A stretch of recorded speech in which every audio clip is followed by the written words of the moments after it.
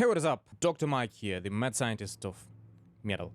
Today I want to talk about a somewhat hot topic, and that is staying present and mindful while recording Metal Mate. Hopefully, yet another mindfulness and mental health video doesn't turn you down, but please hear me out on this one. I think it is really bloody important. I decided to make this video after some recent observations on myself, my colleagues, and just people in the industry in general. And we all get caught up in job, money, financial issues, relationships, COVID, lockdowns, or life in general. And then we have the time to record our music, whether it is composing, arranging, recording in the studio, or mixing, mastering, whatever it is. We have very little time and very little attention span to refocus on what we are making. We're making art, something that stays pretty much forever after us, after our deaths, and after our lives. And the state in which we enter this recording process or production process or mixing process is pretty much what stays afterwards. Contrary to popular belief, the mental state you are in while specifically recording your instruments, playing guitar, drums, bass, vocals, synths, actually carries through.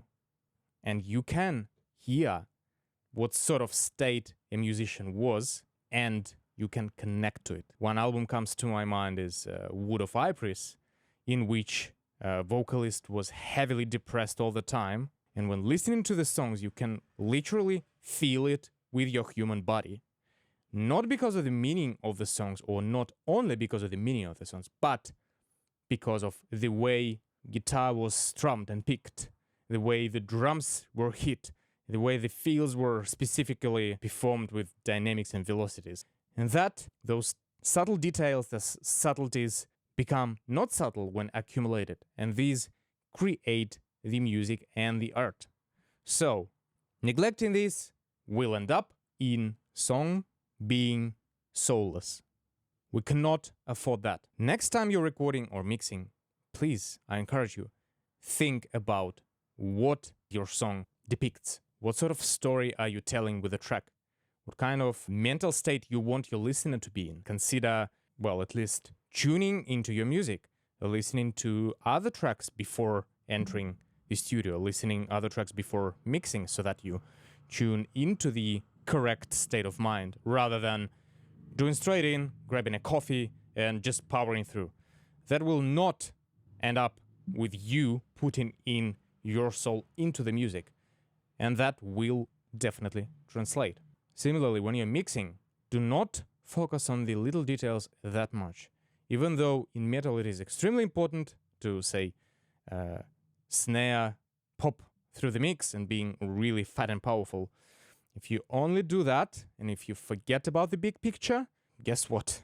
Your song will still remain lifeless and soulless with a great sounding snare. Well done. I'm not saying that you shouldn't. All I'm saying is do not forget about the big picture. Do not forget about the meaning of the track.